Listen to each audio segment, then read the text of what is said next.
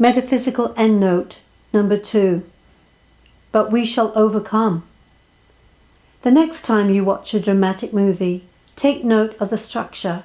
The protagonist always has, right from the beginning, a problem to overcome. A bad guy/woman, or a negative situation, or a character flaw. The whole purpose of the movie is for the hero/heroine to overcome that problem, normally with a great deal of struggle, before emerging at the end of the movie victorious. In case you hadn't noticed, this is also the purpose of your life, to overcome. Socrates talked about it, Plato and Aristotle wrote about it. Art doesn't just imitate life, art is life, and life is an art form. If all goes according to your plan, you will be able to celebrate the gift of your soul's evolution by having overcome your challenges as you disappear into the sunset at the end of your life. Your script, otherwise known as the contract, agreement, destiny, fate, kismet, or Schicksal, is not written in stone. When you are born, your script's outline is firmly implanted in your subconscious mind. However, as soon as you are born, you become consciously oblivious to your storyline. And as you progress through the scenes of your life, you decide on the rewrites and adaptations. That is your creative free will in action. The underlying theme of your script, however, remains the same.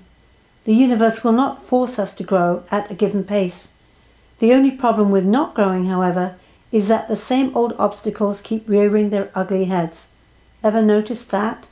And whichever lessons you don't face in this life, you have to come back and face and do another take of the whole movie.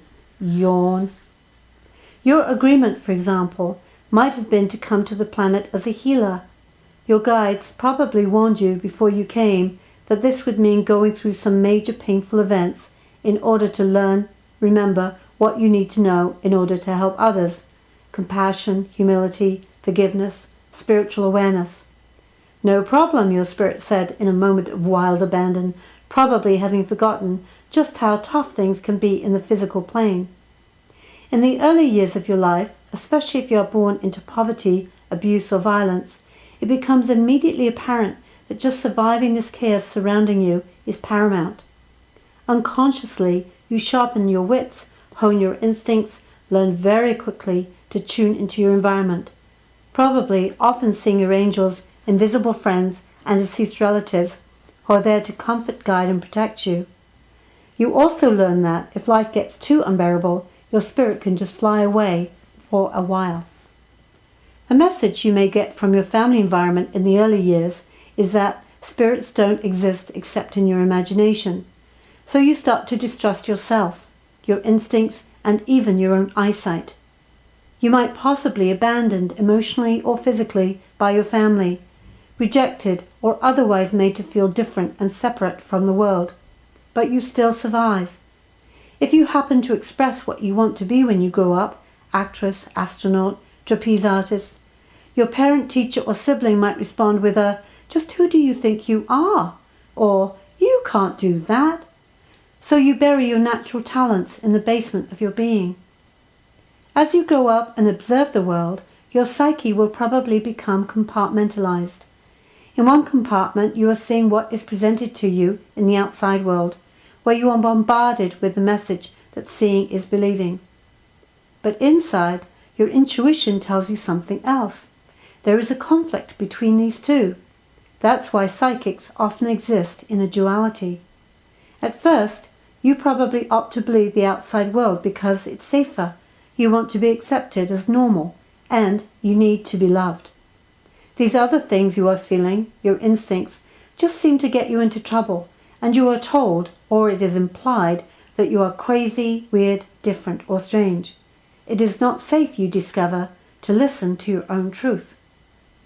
When you finally get over the setup of your childhood, for some this may take 40 to 60 years, and understand that all of what happened to you was merely your training ground and not some curse, you realize that you were right all along.